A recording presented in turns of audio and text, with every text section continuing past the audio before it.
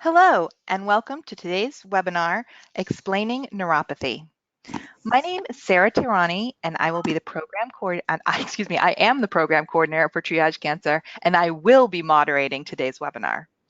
Now, before we dive into today's topic, I just need to do some housekeeping. All callers will be muted for the duration of the webinar. If you have any questions or technical problems, please type them in the chat box to the side of your screen. This webinar is being recorded and will be available for viewing by the end of the week on our website, triagecancer.org. After today's session, you will receive an email with an evaluation link. We would appreciate it if you would take a few moments to provide your feedback.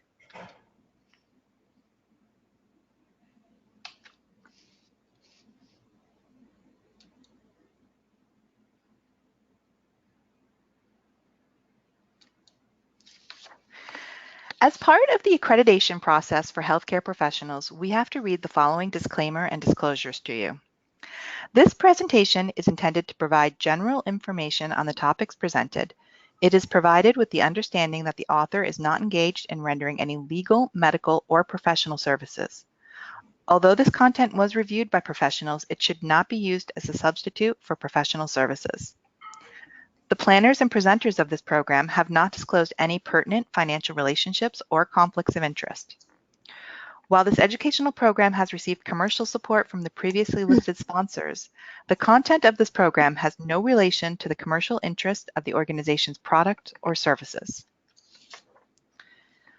I am pleased to let you know that Triage Cancer is an accredited provider of continuing nursing education by the American Nurses Credentialing Centers Commission on Accreditation.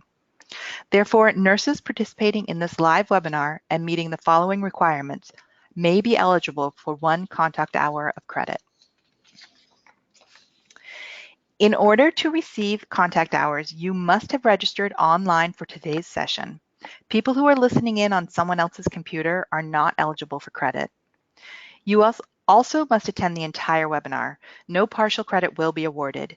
Anyone watching a recording of this webinar will also not be eligible for credit. Within 1 week of this webinar, complete an evaluation and post-test. You must receive a passing grade on the post-test to be eligible for contact hours. You will receive an email following this webinar, which will contain a link to the evaluation and post-test. Please note that on the evaluation, it asks for your name and email address. You must include these so that we can certify that you completed the evaluation.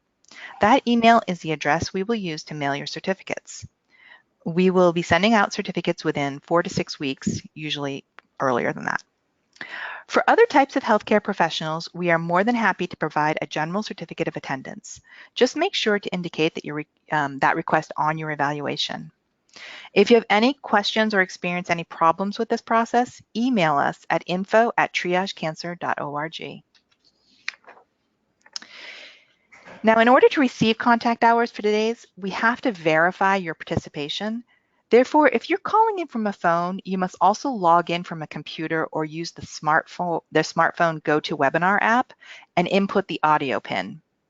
You can find the audio PIN in the control panel to the side of your screen under the Audio tab. If you're already on your phone, simply press the pound and the number you see on your panel and then pound again. Now, for those of you who are not aware, Triage Cancer is a national nonprofit organization that provides education on the legal and practical issues that may impact individuals diagnosed with cancer and their caregivers. And we provide this education in a few different ways. First, we host a Speakers Bureau of experts in all types of cancer survivorship issues available to organizations putting on an educational event. You can read our speaker bios and request a speaker on our website. We also participate in events all over the country. Some of these events are hosted by our partners in the cancer community, and some are events we host ourselves. To see where we are going to be in the future, take a look at our events calendar on our website. Every year, we host 3 Triage Cancer conferences.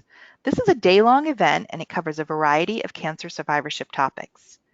We welcome patients, survivors, caregivers, advocates, and healthcare professionals at this free event.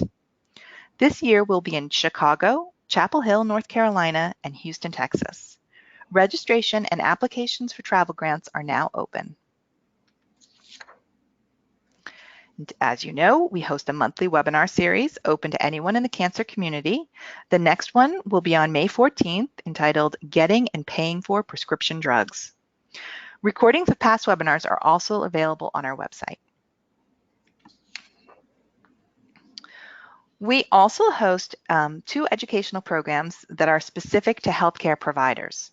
The first is an in-service for healthcare professionals called Navigating Cancer, Work, and Insurance.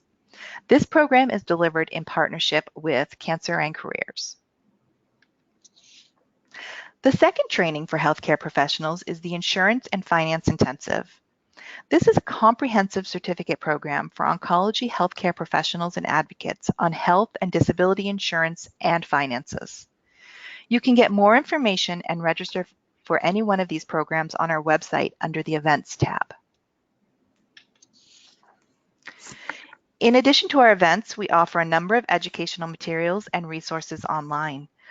Our quick guides are designed to be a snapshot of a particular topic. They cover areas such as health insurance, employment, clinical trials, financial topics, estate planning, and legal assistance. We also have checklists and other documents designed to help with the legal and practical pieces of cancer survivorship. All of these documents can be downloaded for free on our website, or you may order hard copies of these materials on our website at triagecancer.org/materials request. And because we recognize everyone learns in different ways, we also provide educational animated videos on cancer survivorship topics. We just released this one on dealing with the side effects at work, with key information that you need to know about reasonable accommodations to help you work through treatment and get back to work. We also have videos on health insurance basics and picking a health insurance plan. More are coming soon. We are also excited to announce that thanks to the support of the California Dialogue on Cancer and Genentech, we now have several resources available in Spanish, including most of our quick guides and all of our animated videos. Again, these quick guides can be downloaded for free on our website. We also have compiled the contact information for some of the most frequently used state-specific agencies and resources on our site. And because where you live can impact what protections you have access to, we have charts of state laws on employment, disability, health insurance, and other cancer-related issues.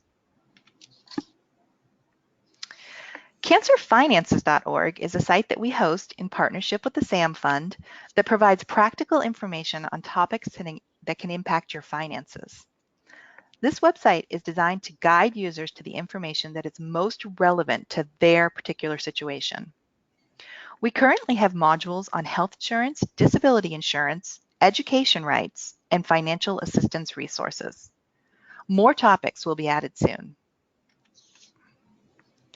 And finally, our education blog not only provides great information about cancer survivorship topics, but because things are changing constantly in the cancer community, this is where we share late-breaking news. Our monthly e-newsletter is where we announce all of our upcoming events, and you can see where we will be in the country in the upcoming weeks. Now, with no further ado, let me introduce today's speaker. Dr. Kelsey Burrell is an assistant professor in the Division of Neuromuscular Medicine within the Department of Neurology at the University of Utah. She is also the neurologic specialist in the Regional Amyloidosis Program at the Huntsman Cancer Institute. Welcome, Dr. Burrell. Thank you very much, Sarah, for that nice introduction. And I just want to say I'm excited to be here talking about a subject that's very near and dear to my heart. So today we're going to be talking about managing peripheral neuropathy, lessons from the clinic. And let's see if I can advance the slide. It might take just a minute to catch up with us. All right. Well, I'll just say I like that I'm time locked in a younger body. It's an old picture, so I love it. Forever young.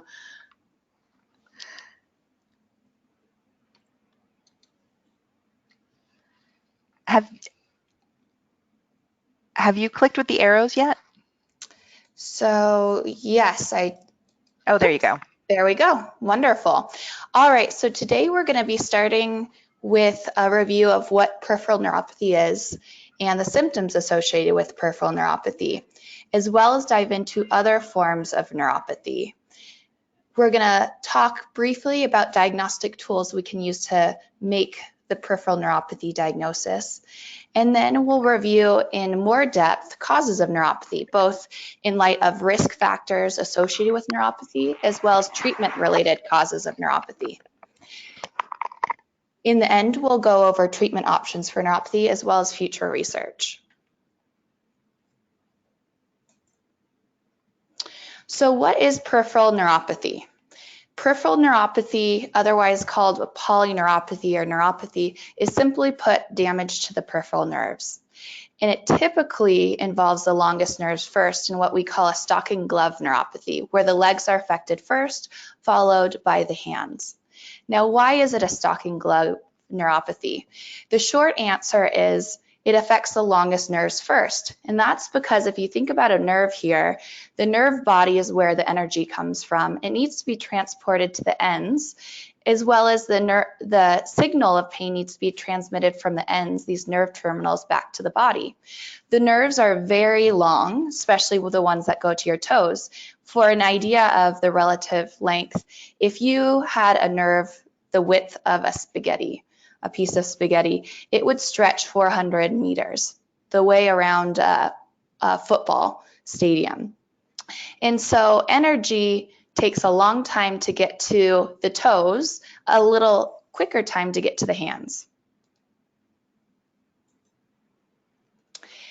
A lot of people will describe neuropathic symptoms, but these symptoms vary widely. And some of you clinicians as well as patients might notice that people use different descriptors for symptoms, and day in, day out, symptoms can vary between patients and among the same patient.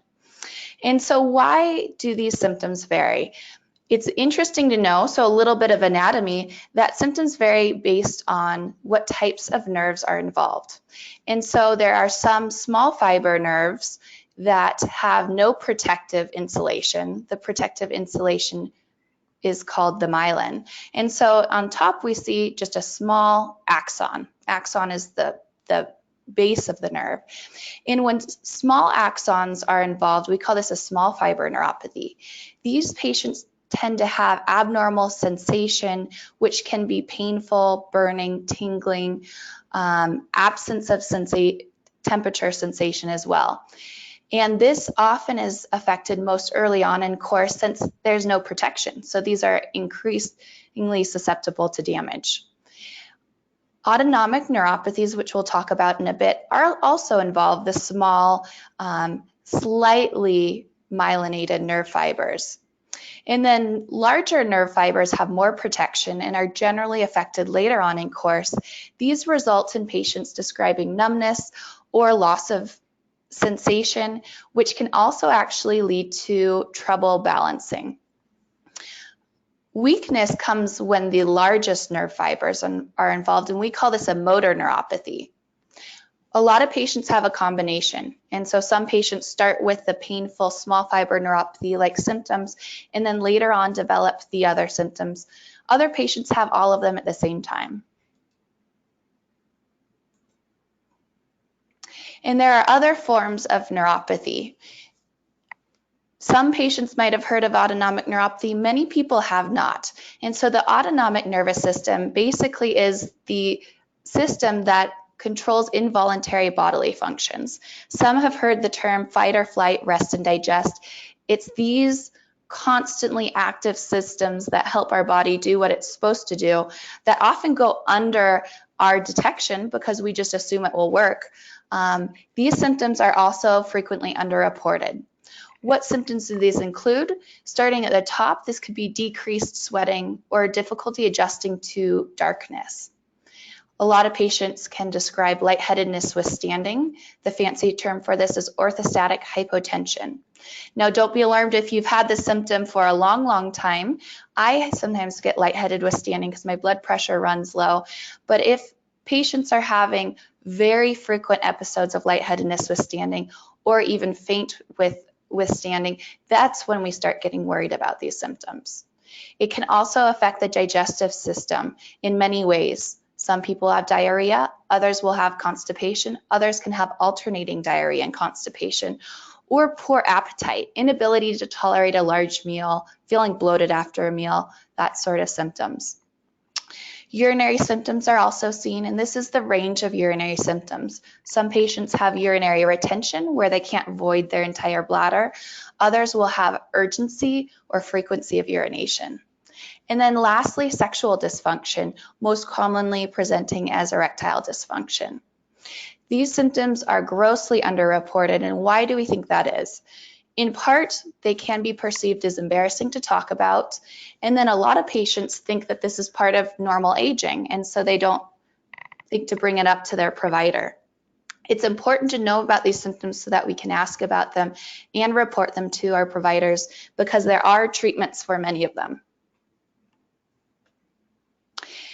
Other forms of neuropathy that some may have heard of is carpal tunnel syndrome, which is a focal neuropathy. This is due to compression of the median nerve at the wrist, and classically it leads to sensory loss in the distribution you see here, involving the first, second, third, and half of the fourth finger. Patients often have pain at the inner wrist and up their forearm, which is worse with activity such as typing or driving. A lot of patients will note that the symptoms can either wake them up from sleep or are present when they wake up from sleep. Often initially they'll go away when you shake your hand, but they can become persistent. And later on, this can lead to grip weakness. It's important to know that this is a form of neuropathy because there's good treatment options out there for it. The diagnosis always starts with the right questions. So unless we ask our patients the right questions, we might not discover that there's a neuropathy. The diagnostic do's and don'ts. So what questions to ask? I generally start with open-ended questions, and then I'll follow up if necessary with specific examples to jog patients' memory. It's always important to ask about how this impacts life. That can give you a very good window into what day in, day out life is like and what issues might be coming up or need to be treated. It's always important to ask about falls and imbalance. The reason why is a neuropathy is not going to usually lead to an early death or a hospitalization, but a broken hip can. And then this is a good time to validate and educate our patients. What I try to avoid is using medical jargon and terminology. Terms like neuropathy, carpal tunnel syndrome, or autonomic failure are not ones that everybody understands. And I try to start with an open-ended question rather than narrowing the scope too early and focusing on a single body segment or region. You don't want to shy away from asking about bowel, bladder, or sexual function. These are very important. And you also don't want to make assumptions. So an example of a conversation I'll have with a patient, I might start off asking, have you ever noticed changes in how your body feels sensation? Patient might say, I don't think so. And then I'll try to give some examples to jog memory. For example, this could be loss of sensation such as numbness or abnormal sensation, such as tingling, burning, or pins and needles. In the hands, feet, which may come and go. Oh, that's what you mean. Well, sometimes at night my feet burn so much I have to remove the covers. That sounds uncomfortable. How have these symptoms impacted you? Have you noticed any changes in balance or falls? I've started to take a sleep aid every night just to fall asleep. I also notice burning pain when I've been out on my feet too long, and because of this, I've stopped exercising. I haven't noticed any falls, but have come close when standing on one leg to put my pants on. Have you noticed any other changes in body function? For example, feeling lightheaded when standing up too quickly. How about urinary or bowel changes, such as urinating too frequently, not making it to the bathroom in time, having constipation or diarrhea? How about any changes in sexual function, such as difficulty getting or maintaining an erection?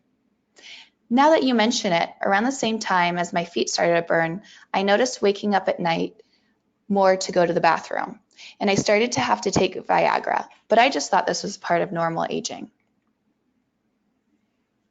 Once we ask the right questions or have history elements that make us think of a neuropathy, how do we make the diagnosis? A lot of times all you need is a simple neurologic exam. This is something that can be done in clinic, which is a few simple tools.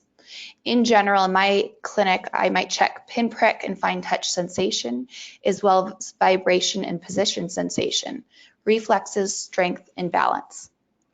In some cases, we will order a nerve conduction study or an EMG.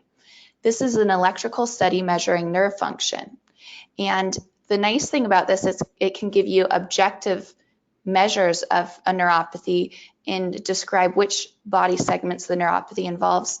However, it can be normal early on in the course. Other things that can be done is a skin biopsy, where we take a very thin sample of skin with a punch, just like shown here, from 3 segments in the legs. And we measure the density of how many nerves are going across the epidermis or the skin. And so in a normal patient, we'll see these dark nerve fibers crossing the epidermis here. In a small fiber neuropathy, you don't have any fibers crossing the dermis. The benefit of a skin biopsy is it is very sensitive and can be abnormal early on in the course. And lastly, a laboratory evaluation is always important, mostly to rule out factors which increase the risk of neuropathy.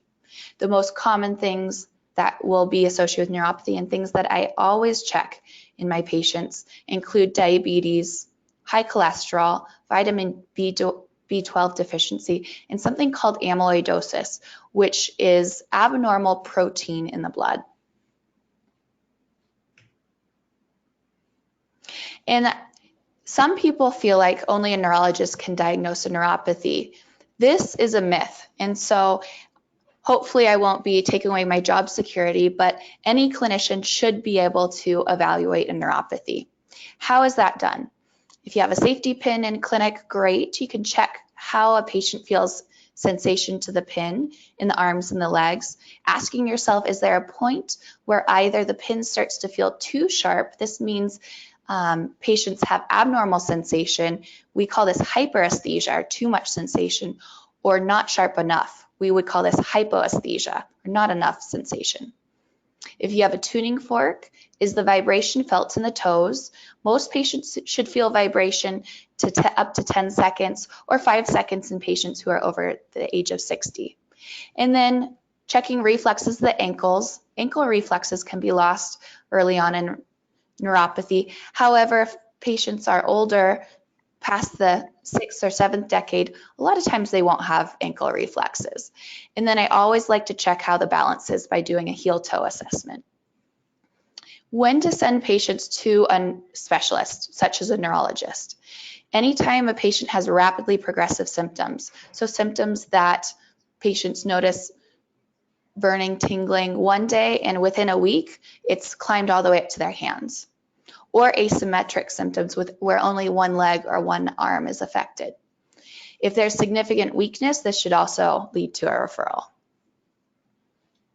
And then diagnosing autonomic neuropathy usually goes based off of our history. But again, we need to ask the right questions because it is frequently underdiagnosed.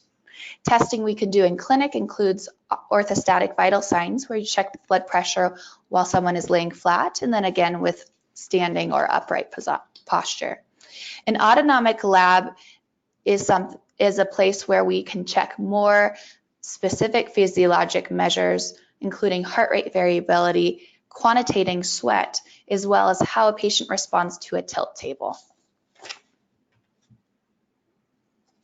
And then lastly, I mentioned earlier risk factors. This is very important to consider. There is a philosophy put out there by Ochman called Ochman's razor, where the simplest explanation usually is the best. And this often is the case. However, in the setting of chemotherapy, for example, we see a lot of patients who have the equal dose of chemotherapy, but very different courses. Some have no neuropathy and some have very significant neuropathy. So we feel like there must be other risk factors at play here. personal risk factors, which were postulated and then proven by a group of physicians looking at 31 different papers, and this is published in Pain 2014, includes pre-existing neuropathy, sensory changes that you have during chemotherapy, smoking, abnormal kidney function, or obesity. And then there are required risk factors, and I have to say these are very common, and these are things that should always be assessed for, including diabetes, high cholesterol, and vitamin B12 deficiency. And then on to treatment-related causes of neuropathy, the usual suspects. When can a neuropathy occur? The answer is essentially at any time during the course of cancer or its treatment. Before patients even receive treatment, there are some types of cancer that are associated with neuropathy. Most specifically, multiple myeloma, in up to 20% of patients can have neuropathy, as well as something called AL amyloidosis, where 40% of patients can have neuropathy. Neuropathy can occur during chemotherapy, during transplant, and during a post-transplant course marked by graft versus host disease. Chemotherapy-induced peripheral neuropathy is probably the main cause for neuropathy in the setting of cancer. And here's a nice table that goes over the most common suspects. We'll go into a little bit more detail on each. Starting with the platinum medications. These are commonly used, cisplatin and oxaliplatin, as well as carboplatin, for lung, ovarian, bladder, and colorectal cancer. Cisplatin and oxaliplatin are the most neurotoxic medications. Rarely carboplatin leads to neurotoxicity. Cisplatin has a unique pattern in that it causes a neuronopathy, not a neuropathy, a neuronopathy. And a neuronopathy is not length dependent. So remember when we showed that picture of a patient with a stocking glove neuropathy? In a neuronopathy, patients will have hand and foot being affected at the same time. This occurs in 30 to 50% of patients receiving this medication. And then oxaliplatin is very unique in that it has two classic patterns. The first is an acute reversible cold-induced neuropathy, which occurs in many patients. You can see 80 to 90% of patients getting this within hours of receiving their infusion. Patients typically describe abnormal sensation around their mouth or their fingertips and toes, which is worse if they go out in the cold. They can also have muscle cramping and discomfort with cold exposure. Some patients even note that when they drink cold water or eat ice cream, it feels like their throat closes or cramps. And then they can also have a chronic neuropathy, more of that classic stocking glove neuropathy we were discussing, in 30 to 50% of patients. Taxanes are also commonly used. The most neurotoxic of the taxanes are paclitaxel, and this is used for a lot of ovarian and breast cancers, as well as non-small cell lung cancer. It too has two common and unique patterns. The first is something called paclitaxel-associated acute pain syndrome, PAPS for short, and this can occur in up to 50% of patients. Patients will describe muscle pains or joint pains, we call this myalgias or arthralgias, within 1 to 3 days of treatment, and usually this resolves after a week or so. It can reoccur with every infusion, however. And then 40% of patients can have a mild sensory neuropathy. The class of vinca alkaloids is also known to be neurotoxic, especially its first generation agent called vincristine. The newer agents, vinblastine and vinorelbine, are less likely to cause neuropathy. These are used for a lot of hematologic cancers, sarcomas, testicular cancers, among others. And what's unique with vinca alkaloids is that they cause a sensory motor neuropathy, the motor meaning weakness. And this often is a glove stocking pattern where patients frequently have symptoms in their hands at the same time or before symptoms in the feet. These patients also are more likely to have weakness than with the other agents mentioned. And it's very common for these patients, and up to 30% of the time, to have autonomic neuropathy, meaning those symptoms we talked about, lightheadedness with standing or constipation. Some of the others that might less likely be seen in cancer clinics are bortezomib. This is often used to treat multiple myeloma. And what's unique with this agent, this neuropathy tends to be exquisitely painful. There's a lot of neuropathic pain, and it's common. So 30 to 50% of patients receiving bortezomib will describe this. Thalidomide is not used as frequently anymore, but neuropathy is common, and I'm glad it's not used as frequently because this resulted in some very aggressive neuropathies with significant weakness. A question I commonly get is, how long will symptoms last? And how common is this? It's actually a very common problem. So 30 to 60% of patients who receive chemotherapy will have chemotherapy-induced peripheral neuropathy. This is a lot more than I think our healthcare providers as well as patients realize. And this has now become the #1 reason that chemotherapy is either dose decreased or discontinued. Symptoms generally, fortunately, improve or stabilize when chemotherapy is stopped. And so symptoms can come on at any point of chemotherapy treatment, but once you stop it, patients should start feeling better and definitely not worse. The exception is what we call a coasting phenomenon, and this is where patients, for a matter of several months, usually 3 months tops, will have worsening of symptoms. Coasting phenomenon can occur in about 30% of patients who are on cisplatin and vincristine. And up to 1/3 of patients will have permanent symptoms. Unfortunately, there's no good way of predicting who. A lot of times in my clinic, I have a patient who might have had chemotherapy several years ago and comes to me because their neuropathy has continued to progress and become more debilitating. My take-home message here is that if symptoms start or progressively get worse more than several months after chemotherapy ends, something else is contributing. So in these patients, I will work them up for other causes of neuropathy. Some types of cancer requires transplant, most commonly stem cell transplant. And there can be immune-mediated neuropathies as a result of transplant. This is very rare. So in a large study of 3,000 patients, it was in less than 1/3%.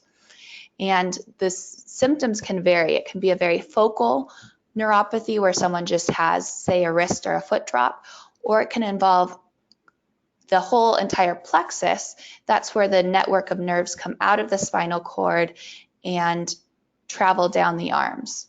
We call this a plexopathy.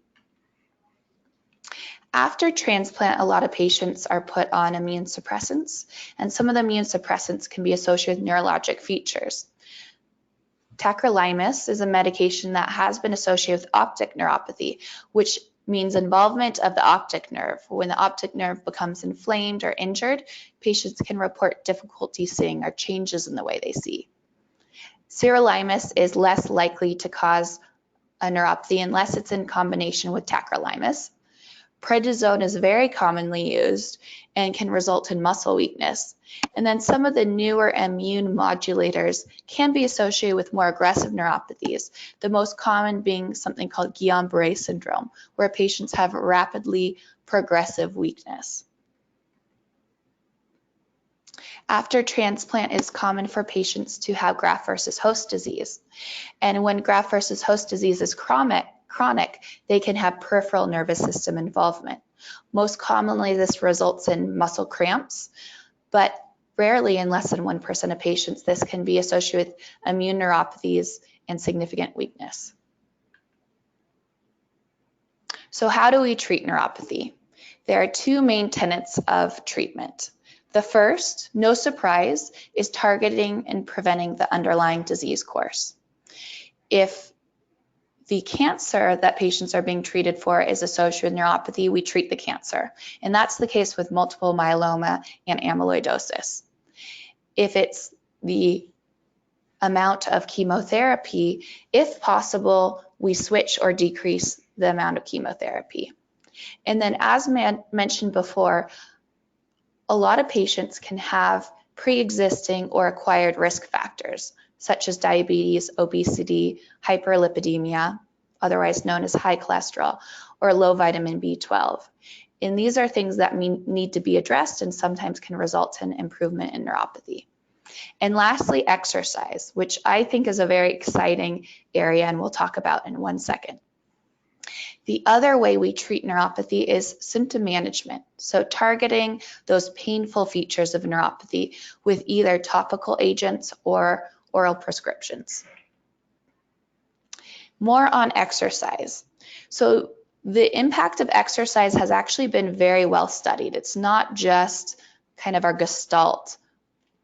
A study performed here at the University of Utah by one of my mentors, Dr. Singleton, took a bunch of patients with neuropathy. In this case, they were patients who had diabetic-associated neuropathy, and measured, first of all, how many nerve fibers were in their skin biopsy.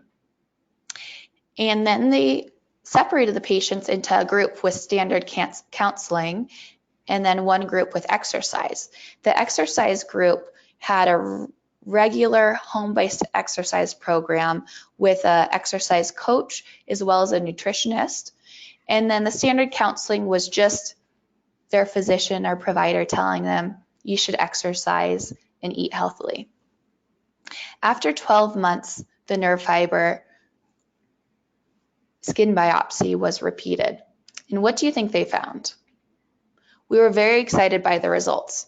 So we were expecting that patients who had the exercise, maybe their nerve fiber density would stay the same. But we actually saw if 0 is the nerve density staying the same, the higher number being better, more nerve fibers seen in that skin biopsy, we actually found that the patients in gray that exercised had an increase in nerve fiber density, meaning they had nerve regeneration.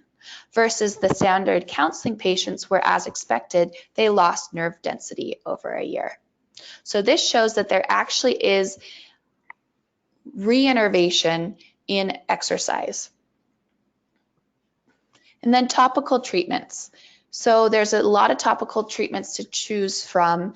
There's no good data supporting one over the other. So I'm going to list all the options. Lidocaine ointments or lidocaine patches are commonly used. A cream made of capsaicin. Capsaicin is actually the active ingredient in chili pepper. That's why it burns. Compounded ointments mean ointments that are mixed up at a compounding pharmacy and include a concoction of agents, including gabapentin, amitriptyline, among other things. And then I want to note, just so that I stay current, that CBD, otherwise known as cannabidiol, is being used in neuropathy pain. The legality varies by state, and so I encourage people to look up what the legality is in their state. It's been well studied in cancer in the UK, less well studied here, but these often are agents that you either apply to the skin or you take by tincture to treat neuropathic pain. And then there's the oral treatments. These agents are the first line treatments that we use. There are many other treatments out there. I'll just go over the first line medications. Gabapentin is probably the most common medication. It's been around forever, it works well, and it's cheap. The side effect profile sometimes limits its use, and so when patients have side effects, often they'll describe a head fog or mild sedation or sometimes swelling. These symptoms usually come on with increasing doses and usually stabilize or improve after a patient gets used to the medication. Amitriptyline is also an old medication that's reasonably effective and also very cheap. The benefits is it has other good effects. It's an antidepressant, so it helps mood, and it also helps patients sleep. So this is a medication I prescribe at night only, not during the day. The side effect profile in some can be limiting, and it involves dry mouth and sedation. And the newer medications include pregabalin, otherwise known as Lyrica, which essentially is just the next generation of gabapentin. This has less of the head fog side effect.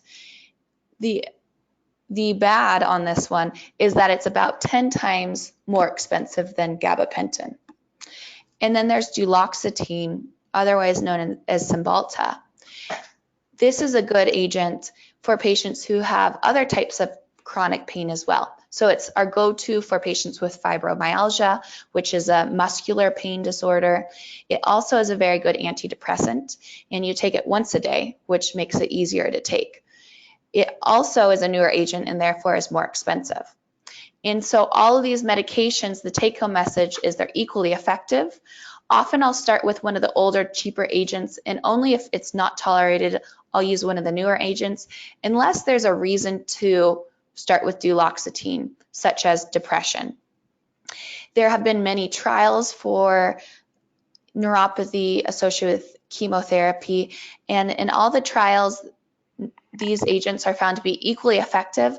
However, Cymbalta has the best evidence in clinical trials for an effect. Autonomic neuropathy has a different set of things we can do for treatments. So it depends on what symptom a patient has.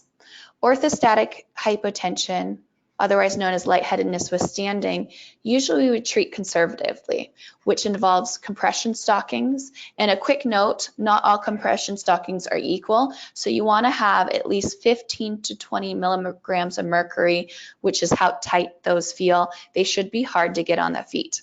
And trust me, I've worn these in pregnancy for swelling, and they're hard to get on, but unless they're at least 15 to 20 millimeters of mercury, they're probably not doing much. There's also abdominal binders. Optimizing hydration as well as salt intake can help dramatically, but these two need to be done carefully in accordance with a cardiologist if you have heart failure. Another thing that can help and is easy to do at home is raising the head of the bed by 10 to 20 degrees. And you can do this by just getting a block and putting it under the two head posts. There are medications to help blood pressure from dropping if the above mentioned techniques don't help. The most commonly used are midodrine and Florinef.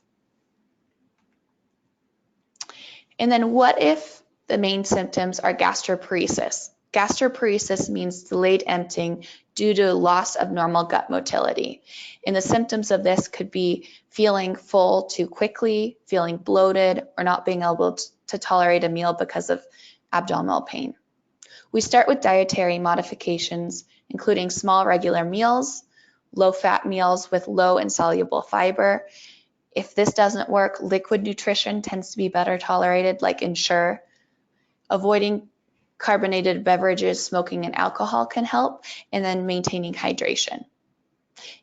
There are medications, most notably Reglan, that can be taken before a meal to help speed the transit time of the gut. For patients with urinary frequency, urgency, or incontinence, there's several different medications, which I usually have a urologist or a primary care physician prescribe, and these include tauroxetine, oxybutynin, and others. For erectile dysfunction, there are also medications that can be very helpful, including Viagra, Cialis, among others. And then carpal tunnel syndrome.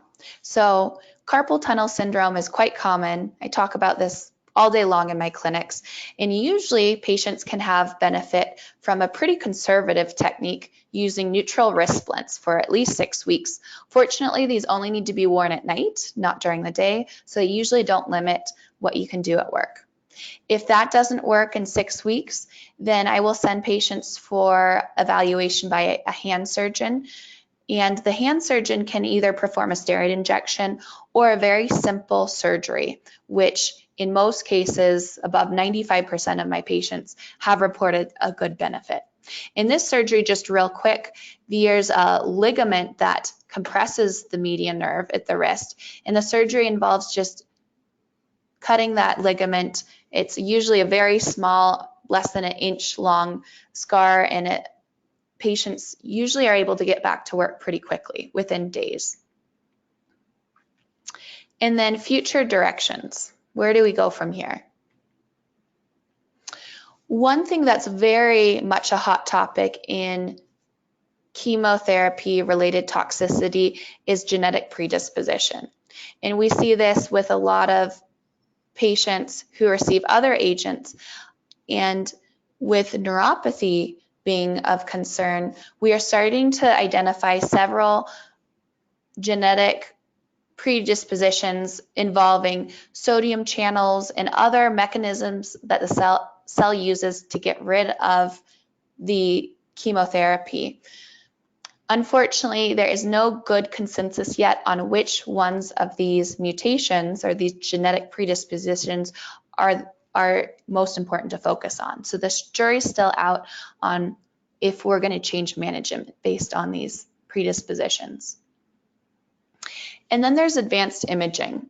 So functional MRI is an MRI scanner where we actually ask someone to do activities and we can see which part of the brain lights up with activities. This is very important because we now know that pain is not just a peripheral thing, i.e. it's not just due to injury of the nerves at the ends of our fingers and toes, but it also is due to abnormal processing of pain in the brain. And when you think of it, it makes sense because pain is not just physical, it is also emotional. A big part of pain is how we internalize it, the fear we have about it, what our mood is. That can all contribute to pain. And this is one way to evaluate that, as well as evaluate new techniques. And so an area of interest in neuropathic pain, given that some of the medications have side effects and aren't as effective as we would hope, is with alternative treatments, such as acupuncture or mindfulness. This is how we're going to study the effect of mindfulness in acupuncture in these patients. And with that, I will conclude, and I'm happy to take any questions. Okay, thank you. Excuse me. Thank you, Kelsey. Let's see if I can start advancing slides now. Okay, here's her references, and we're at the questions point. And our chat box has been pretty empty here the entire time, which the good news is there were no technical problems. The bad news is we don't seem to have any questions. I was wondering, though, you were talking about multiple myeloma, and you specifically mentioned a type of drug that caused it, but is it more the type of drug or the fact that multiple myeloma patients are on therapy for so long? So that's a good question. I know exactly the slide you're talking about. Actually, in multiple myeloma, 15 to 20% of patients will have neuropathy at diagnosis before treatment. If you look at the multiple myeloma patients who have been treated, up to 50% of them will have neuropathy, and that's because they're frequently treated with bortezomib, which has a very high prevalence of neuropathy. And so that number that I gave was actually just from the multiple myeloma. Treatment will add an additional risk of neuropathy. Wow, okay. That's a rough side effect. Yes. Okay. Before we go, I just want to go over the contact hours again, because this is important if you are seeking CMEs. So in order to receive contact hours, you must have registered online for today's session. People who are listening on someone else's computer are not eligible for credit. You also must have attended the entire webinar. No partial credit will be awarded, and anyone watching on a recording of this webinar will also not be eligible for credit. Within 1 week of the webinar, complete the evaluation and post-test. You must receive a passing grade on the post-test to be eligible for credit hours. You will receive an email following this webinar, which will contain a link to the evaluation and then on to the post-test. Please note that on the evaluation, it asks for your name and email address, and you must include these so that we can certify that you completed the evaluation. That email is the address where we will mail the certificates. For other types of healthcare professionals, we are more than happy to provide a general certificate of attendance. You just need to indicate that request on your evaluation. If you have any questions or experience any problems, email us at info@triagecancer.org. And I would like to thank everyone, especially Dr. Burrell. This is all the time we have today. We hope that you have found this presentation useful and will continue to stay connected with Triage Cancer. Goodbye.